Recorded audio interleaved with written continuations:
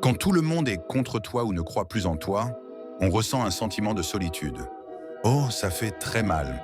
Je sais ce que c'est. Ils te regardent avec ce regard et disent « Pourquoi tu n'essaies pas autre chose? Pourquoi tu n'abandonnes pas ?» Éloigne-toi de ces gens dans ta vie qui ne font rien. Éloigne-toi des gens dans ta vie qui te détestent. Éloigne-toi d'eux. Éloigne-toi d'eux.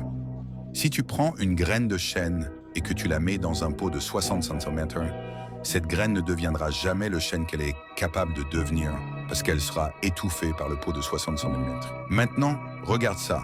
Il n'y a rien de mal avec la graine. La graine a juste été victime de son environnement.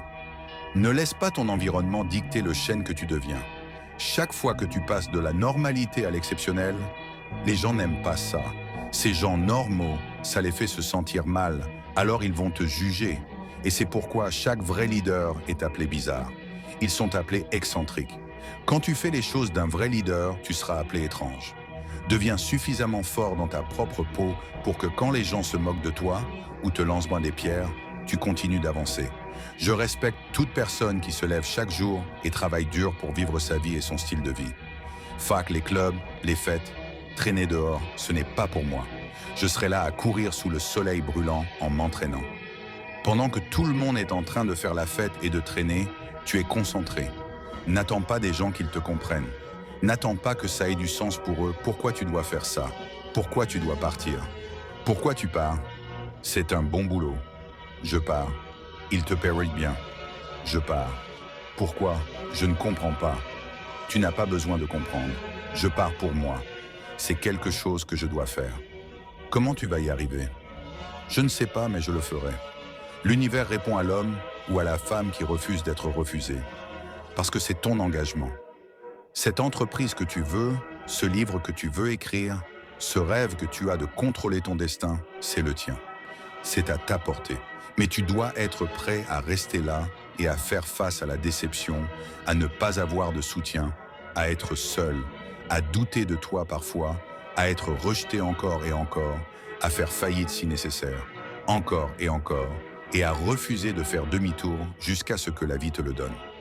La vie sera toujours en grande partie ce que tu en fais. Pas ce que les circonstances en feront, pas ce que les autres en feront, pas ce que les autres disent que ce sera, pas ce que l'environnement essaiera de te dicter, mais ce que tu fais de ta vie. Alors quand tu es hors du commun, prépare-toi à la critique. Quand tu es hors du commun, prépare-toi à l'opposition. Quand tu es hors du commun, prépare-toi à ce que les gens normaux ne te comprennent pas. Si je décide d'affronter la peur du rejet, la peur du non, la peur de l'échec, la peur d'être seul, la peur que les gens ne m'aiment pas, qu'est-ce qui m'est encore accessible? Prendre des risques, la peur de tout perdre, qu'est-ce qui m'est encore accessible? Les gens vont penser que tu es fou. Tu n'as rien d'autre que du linge dans les coins de tes poches et tu parles de vivre ton rêve.